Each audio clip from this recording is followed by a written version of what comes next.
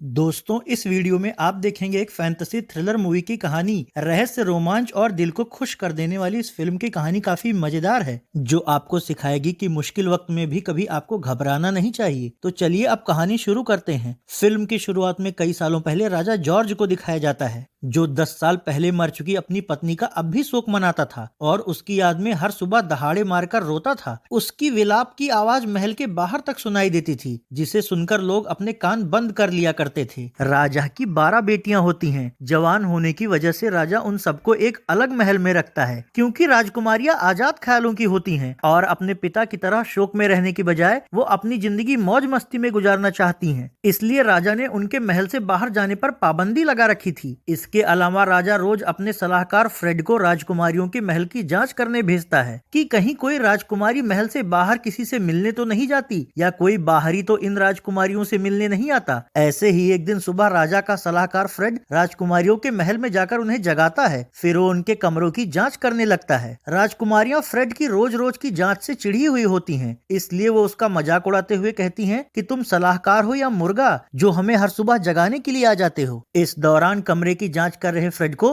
राजकुमारियों की जूती के तलों में छेद दिखता है, तो वो सभी राजकुमारियों से कहता है कि राजकुमारी अमांडा के अलावा तुम सबकी जूती के तलवे फटे हुए क्यों हैं? मोची हर रोज तुम लोगों के जूते में नए तलवे लगाता है। आखिर तुम लोग रोज रात में कहाँ जाती हो? राजकुमारियां कहती हैं कहीं नहीं। सुबह होने की वजह से अगले सीन में राजा को शोक में जोर जोर से विलाप करते हुए दिखाया जाता है। उसके विलाप की तेज आवाज सुनकर राजकुमारियां आपस में बातें करते हुए कहती हैं कि ऐसा लगता है हमारे पिता मरते दम तक हमारी माँ का शोक मनाना बंद नहीं करेंगे। राजा के विलाप की आवाज उनके महल से बाहर माइकल नाम के एक व्यक्ति के कानों में भी जाती है। माइकल एक गरीब लेकिन मनमौजी इंसान होता है, जो एक जगह से दूसरी जगह घूम घूम कर कठपुतली का खेल दिखाया करता था और उससे जो थोड़े बहुत सिक्के मिलते हैं उसी से उसका गुजारा चलता है। अगले सीन में फ्रेड को दिखाया जाता है, जो राजा के पास जाकर उन्हें अपने निरीक्षण की जानकारी देते हुए कहता है कि महाराज, राजकुमारियों का राज अब तक नहीं पता चल पा रहा है कि वो रोज सुबह देर में क्यों उठती हैं और उनकी जूती के तलों में छेद क्यों होता है, जबकि मोची हर रोज उनके जूतों में नए तलवे लगाता है। राजा कहता है क्या वो सब रात में महल से बाहर किसी से मिलने जाती हैं? तो फ्रेड कहता है नहीं महाराज, उनके महल के बाहर तो ताला लगा हुआ है और बाहर कड़ा पहरा भी है। तो राजा कहता है फिर क्या कोई महल के अंदर आता है? फ्रेड कहता है महाराज, मैंने बहुत जांच की पर अब तक इस बात का कोई भी सबूत नहीं मिला और राजकुमारियां खुद से कुछ नहीं बताती। राजा कहता है मैं बूढ़ा हो रहा हूँ और मेरा कोई उत्तराधिकारी भी नहीं है। अगर इन सब के लिए कोई योग्य राजकुमार वर मिल जाए तो मैं उसे ही अपना उत्तराधिकारी बना दूंगा। फ्रेड कहता है महाराज, आपके शर्त के अनुसार जो भी राजकुमारियों का राज सुलझाएगा उससे आप अपनी किसी भी बेटी की शादी करा के उसे अपना उत्तराधिकारी बना देंगे। अब तक कई राजकुमार आए भी, पर वो लोग ये राज सुलझाने में नाकाम रहे और शर्त के मुताबिक एक हफ्ते में राज न सुलझा पाने की वजह से उन्हें फांसी दे दी गई। इसलिए डर के मारे अब कोई भी रिस्क नहीं लेना चाहता। इस पर राजा कहता है कि ऐसे तो मैं बिना उत्तराधिकारी के ही मर जाऊंगा, फिर मेरी बेटियों और मेरे राज्य का क्या होगा? चालाक फ्रेड राजा का उत्तराधिकारी बनना चाहता है और उसकी नजर राजा की एक बेटी अमांडा पर होती है। फ्रेड का प्लान होता है कि अगर वो खुद किसी तरह ये राज सुलझा दे तो शर्त के मुताबिक राजा अमांडा की उससे शादी भी कर देंगे और उसको राजगद्दी भी सौंप देंगे। इसलिए वो राजा से कहता है महाराज, मैं जल्दी ही राजकुमारियों के राज का पता लगा लूंगा। अगले सीन में माइकल को दिखाया जाता है, जो अपनी कठपुतली के साथ उसकी आवाज में बातें करते हुए बाजार की ओर जाने वाले रास्ते पर आगे बढ़ रहा होता है। तभी सामने उसे एक काली बिल्ली दिखती है, तो वो अपनी कठपुतली से बड़बड़ाते हुए कहता है कि ये तो काफी शुभ संकेत है। फिर जैसे ही उसकी निगाह वापस बिल्ली वाली जगह पर जाती है तो वहाँ बिल्ली की बजाय एक बूढ़ी औरत दिखती है, जो अपनी लकड़ी का गट्ठर उठाने की कोशिश कर रही होती है। ये देखकर माइकल हैरान होते हुए बूढ़ी औरत से कहता है अभी तो यहाँ एक बिल्ली थी, वो कहाँ गई और अचानक से आप उसकी जगह पर कैसे आ गई? बुढ़िया कहती है बातूनी कठपुतली का खेल दिखाने वाले, क्या मेरी लकड़ी का गट्ठर बाजार तक पहुँचाने में तुम मेरी मदद करोगे? माइकल कहता है हाँ क्यों नहीं।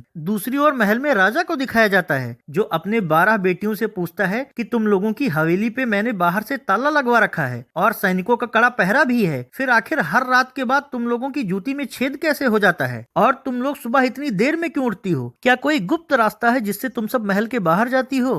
राजकुमारियां कहती हैं नहीं, शायद चूहे हमारी जूतियां काट देते हो। राजा कहता है मुझे मूर्ख बनाने की कोशिश मत करो, ये संभव नहीं है कि हर रात के बाद तुम में से एक को छोड़ के चूहे सबके जूते काट दें और जूतों के सिर्फ तलवे में छेद होता है। इसका मतलब रात में तुम लोग कहीं जाती हो या कुछ करती हो। इस पर राजकुमारियां अपने पिता से कहती हैं कि आप इतने सालों से माँ की मौत का शोक मना रहे हैं, उसी शोक की वजह से आपने हम लोगों की भी आजादी छीन ली है और हमें एक हवेली के अंदर रहने के लिए मजबूर कर दिया है, ताकि ना तो हम खुशियां मना पाएं और ना ही अपनी जिंदगी खुलकर जी पाएं। पर इस पर भी आपको चैन नहीं है और अब आप हमारी जासूसी करते हैं। आखिर कब तक ऐसे चलेगा? राजा कहता है, मुझे क्या करना चाहिए ये तुम लोगों से जानने की जरूरत नहीं है। अगले सीन में फ्रेड को दिखाया जाता है, जो राजकुमारियों के कमरे में इस बात का सबूत तलाश रहा होता है कि राजकुमारियां बाहर जाती हैं या फिर कोई छिपकर हवेली में इन सबसे मिलने आता है। इस जांच के दौरान उसे राजा की बेटी अमांडा का दुपट्टा मिलता है। फ्रेड अमांडा पर आसक्त होता है, इसलिए उसका दुपट्टा अपने सिर पर रखकर और उसकी लिपस्टिक लगाकर वो उसका फील लेने लगता है। वहीं से थोड़ी दूरी पर माइकल बूढ़ी औरत की मदद करते हुए उसकी लकड़ी का गट्ठर लेकर बाजार की तरफ आ रहा होता है। बुढ़िया उसे सामने राजकुमारियों के महल की खिड़की से पर्दा पकड़कर लटके हुए फ्रेड को दिखाती है। दरअसल जांच करते हुए फ्रेड को एक लंबा काला पर्दा दिखा था, तो उसे लगा शायद राजकुमारियां यही पकड़कर रात में खिड़की से नीचे उतरती हूँ। इसी गलतफहमी में वो पर्दा पकड़ के लटक तो गया, पर पर्दा नीचे तक ना पहुँच पाने की वजह से वो बीच में ही फंस गया था। नीचे पुआल का ढेर इकट्ठा होता है, इसलिए वो पर्दा छोड़ के नीचे कूद जाता है, पर पुआल के ढेर में एक नुकीला फावड़ा रखा होता है जो उसके पिछवाड़े में घुस जाता है, जिससे उसकी चीख निकल जाती है और बड़े ही मुश्किल से वो फावड़ा अपने पीछे से बाहर निकालता है। इधर माइकल बुढ़िया को अपनी पीठ पर लादकर और उसका गट्ठर साथ लेकर बाजार तक आ जाता है। बुढ़िया कहती है, तुमने मेरी मदद बिना किसी स्वार्थ की की है, किसी न किसी दिन तुमको इसका फायदा जरूर मिलेगा। तो माइकल कहता है, मैं बीते हुए कल या आने वाले कल के बारे में ज्यादा नहीं सोचता,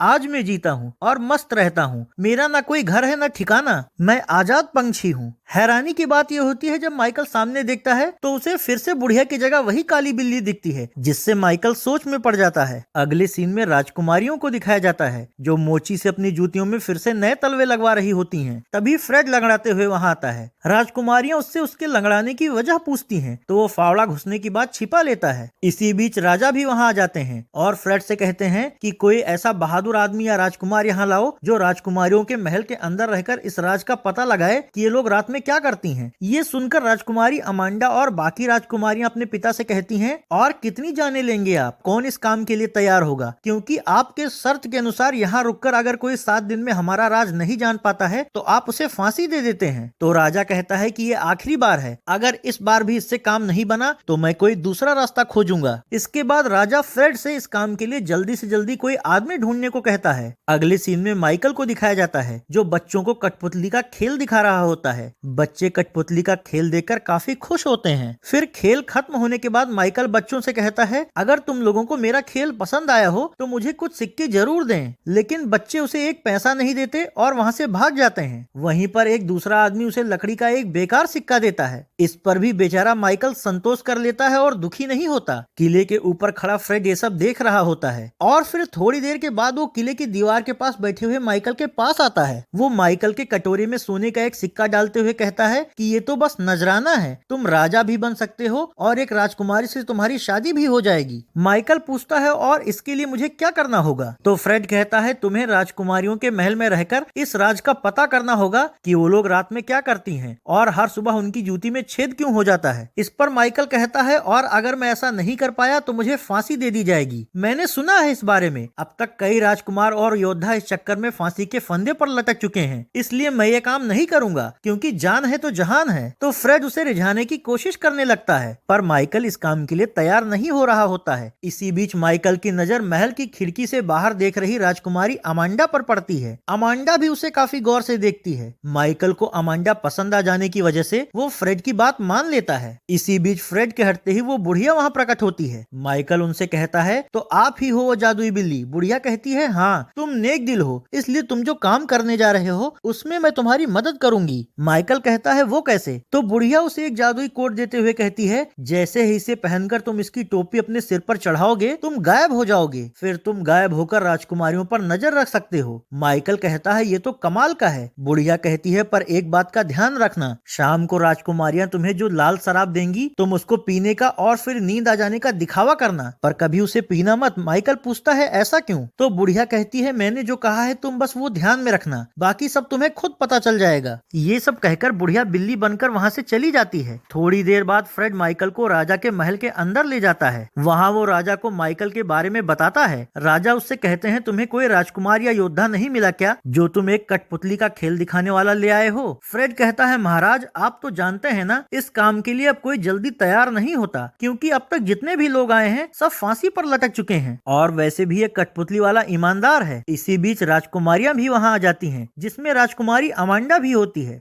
अमांडा और माइकल दोनों एक दूसरे को देखते हैं। राजा माइकल को देखकर काफी दुविधा में होता है और उससे कहता है कि मुझे नहीं लगता कि ये काम तुम्हारे वश का है। तो माइकल उसे अपने हाथ की कठपुतली नचाकर दिखाता है और उसकी आवाज निकालते हुए कुछ मजाकिया ज्ञान की बातें कहता है, जिसे देखकर सभी राजकुमारियां और फ्रेड को काफी मजा आता है। राजकुमारियां कहती हैं, ये एक होनहार कठपुतली वाला लगता है, पर ये भी बेमौत मारा जाएगा। तो माइकल सबसे कहता है, जैसे मैंने कठपुतली से आप लोगों को खुश किया, वैसे ही राजा बनने के बाद मैं प्रजा को खुश करूंगा। आखिरकार राजा उसे राजकुमारियों के महल में रहकर उनका राज पता करने की इजाजत दे देते हैं। तो इसके बाद माइकल को राजकुमारियों के महल में रहने के लिए कमरा दे दिया जाता है। राजकुमारियां उसके कमरे के दरवाजे के छेद से झांकते हुए एक दूसरे से कहती हैं कि ये भी बाकियों की तरह कभी कुछ नहीं जान पाएगा। अब इनमें से एक राजकुमारी लाल शराब में नींद की दवा मिलाती है और राजकुमारी अमांडा शराब का वो गिलास लेकर माइकल के कमरे में जाती है। फिर वो माइकल को शराब का गिलास देकर कहती है कि ये दुनिया की सबसे बेहतरीन शराब है। शराब देखकर माइकल को बुढ़िया की बात याद आ जाती है, इसलिए वो उसे नहीं पीता, लेकिन अमांडा उसके सामने खड़ी होकर उसके पीने का इंतजार कर रही होती है। तभी अमांडा की एक बहन कमरे के अंदर अमांडा से कहती है, इतनी देर क्यों लग रही है, जिससे अमांडा उसकी ओर देखकर उसे जाने के लिए कहती है। इस दौरान मौका देखकर माइकल चुपके से गिलास की शराब एक सुराही में डाल देता है और खाली गिलास अपने मुंह में लगा लेता है। अब जब अमांडा का ध्यान उस पर जाता है तो उसे लगता है माइकल ने शराब पी ली है। देखते ही देखते माइकल सोने का नाटक भी करने लगता है। ये देखकर अमांडा कमरे से बाहर चली जाती है, क्योंकि उसे लगता है कि शराब में मिली नींद की दवा ने अपना काम कर दिया है। उसके कमरे से बाहर जाते ही माइकल उठ खड़ा होता है और बुढ़िया का दिया हुआ जादुई कोट पहन लेता है। फिर जैसे ही वो उस कोट की टोपी लगाता है, वो गायब हो जाता है। गायब होकर जब वो राजकुमारियों के कमरे में जाता है तो देखता है कि वहाँ रोशनी से भरा हुआ एक गुप्त द्वार खुला हुआ है। माइकल उस गुप्त द्वार के अंदर प्रवेश करता है तो बर्फ सी सफेद एक दूसरी दुनिया में पहुंच जाता है, जहां उसे थोड़ी दूरी पर राजकुमारियां कहीं जाती हुई दिखती हैं। इस दौरान जब माइकल उनके पीछे जाने लगता है, तभी एक पेड़ की टहनी में फंसकर उसका कोट निकल जाता है। तो माइकल अपना कोट उस टहनी से निकालता है, पर ऐसा करते वक्त पेड़ की वो टहनी टूट जाती है, जिससे वहाँ सब कुछ हिलने लगता है। ये देखकर माइकल वो टहनी अपनी जेब में रख लेता है। अब तक वहाँ से आगे बढ़ चुकी राजकुमारियां एक दूसरे से कहती हैं, जल्दी चलो, हमारे राजकुमार हमारा इंतजार कर रहे होंगे। अगली सुबह जब माइकल की आंख खुलती है तो वो महल में अपने बिस्तर पर होता है। तभी फ्रेड वहाँ आकर उसके ऊपर छड़ी रखकर उससे पूछता है कि क्या तुम्हें कुछ पता चला?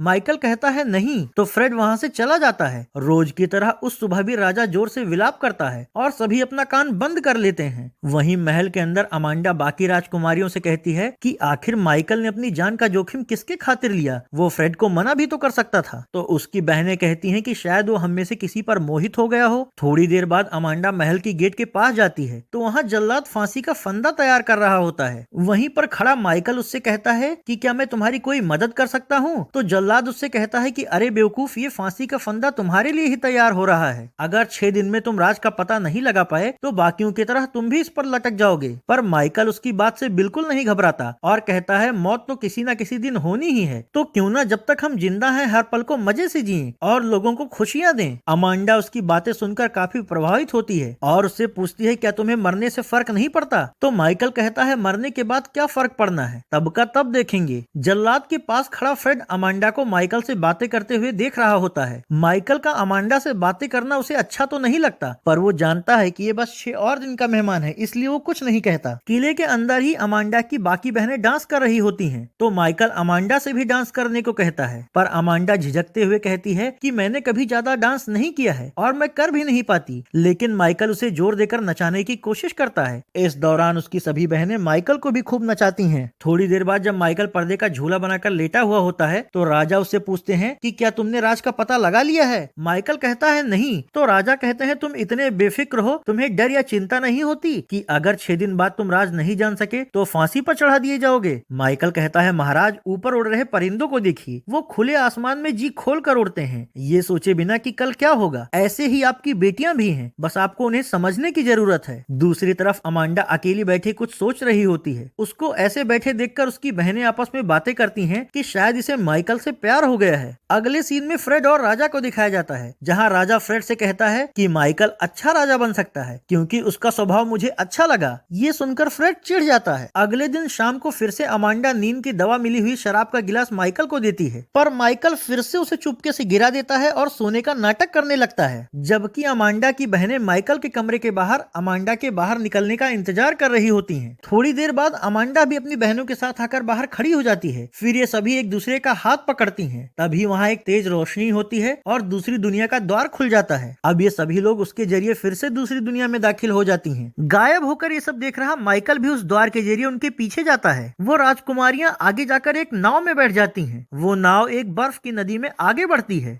गायब होकर किनारे खड़ा माइकल ये सब बड़ी ही हैरानी से देख रहा होता है। तभी गड़गड़ाहट होती है और जब माइकल की नींद खुलती है तो वो फिर से सुबह अपने बिस्तर पर होता है। अब फ्रेड फिर से उसके पास आकर पूछता है कि क्या तुम्हें कुछ पता चला? माइकल कहता है नहीं। वहीं अमांडा अपनी बहनों से कहती है कि हमें किसी न किसी तरह उसे बचाना होगा। तो उसकी बहनें कहती हैं क्यों ना हम हमेशा के लिए अपने राजकुमारों के पास ही रुक जाएं, क्योंकि हम वैसे भी उनसे प्यार करती हैं। तो अमांडा कहती है पर वो 11 हैं और हम 12। वो 11 राजकुमार तुम लोगों से प्यार करते हैं, पर मैं तो वहाँ भी अकेली होती हूँ। अगले सीन में राजा फिर से माइकल के पास जाता है, जहाँ वो पर्दे के झूले पर लेटा होता है। राजा उससे कहता है मैंने तुम्हारे जैसा बेफिक्र रहने वाला इंसान आज तक नहीं देखा। तुम्हें इस बात का जरा भी डर नहीं है कि कुछ दिन में तुम्हें फांसी दे दी जाएगी। तो माइकल कहता है महाराज, अगर जीते जी भी मौत से डरूंगा तो जीने और मरने में फर्क क्या रह जाएगा। वहीं किले में कसाई फांसी का मंच बनाकर तैयार कर देता है। रात में अमांडा भारी मन से माइकल को नींद वाली शराब पीने को देती है और हर बार की तरह इस बार भी माइकल शराब फेंककर सोने का नाटक करने लगता है। अमांडा को उससे प्यार हो गया था, पर वो इस बात से दुखी थी कि अगर माइकल उनका राज राजा को नहीं बता पाया तो उसे फिर से फांसी पर चढ़ा दिया जाएगा। इसके बाद वो अपनी बहनों के साथ फिर से दूसरी दुनिया में दाखिल हो जाती है। माइकल भी गायब होकर उनके पीछे जाता है। इस बार वो भी उनके साथ नाव में बैठकर नदी पार करता है। वो नाव एक ऐसी जगह पहुंचती है जहां 11 राजकुमार उन राजकुमारियों का इंतजार कर रहे होते हैं। अब 11 राजकुमारियां उनके साथ डांस करने लगती हैं, जबकि अमांडा अकेली खड़ी ये सब देख रही होती है। उसे ऐसे अकेले देखकर गायब माइकल अमांडा को भी डांस कराने लगता है, पर अमांडा और बाकियों को ये नहीं पता चल पाता कि अमांडा के साथ कौन नाच रहा है। फिर कुछ देर बाद गड़गड़ाहट होती है और जब इनकी आंख खुलती है तो ये सभी राजा के सामने होते हैं। माइकल भी वहाँ मौजूद होता है। राजा माइकल से पूछता है कि क्या तुम्हें मेरी बेटियों का राज पता चला? तो माइकल कहता है नहीं। इस पर राजा जल्लाद से माइकल को फांसी देने को कहता है। अब जब जल्लाद माइकल के गले में फंदा डाल रहा होता है तो अमांडा और बाकी राजकुमारियां काफी दुखी हो जाती हैं। ये देखकर माइकल राजा से कहता है मैं आपकी बेटियों का राज जान गया हूँ, पर मैं अगर आपको वो बता दूंगा तो उससे आपकी बेटियां दुखी हो जाएंगी। ये सुनकर राजा उससे कहता है कि क्या प्रमाण है तुम्हारे पास? तो माइकल उन्हें उस दुनिया की लाई हुई पेड़ की टहनी दिखाता है। वो देखकर राजा समझ जाते हैं कि ये टहनी मायावी दुनिया की है। तो अब राजा कहता है शर्त के मुताबिक इसे हमारी बेटियों का राज पता चल गया है, इसलिए मैं इसको नया राजा घोषित करता हूँ और इसी से मेरी बेटी अमांडा की शादी भी करूंगा। ये सुनकर फ्रेड बौखला जाता है और राजा से कहता है कि इसको जो भी राज पता चला है वो तो इसने बताया ही नहीं। तो राजा कहते हैं शर्त ये थी कि राज को सिर्फ पता करना था, ना कि हमें बताना।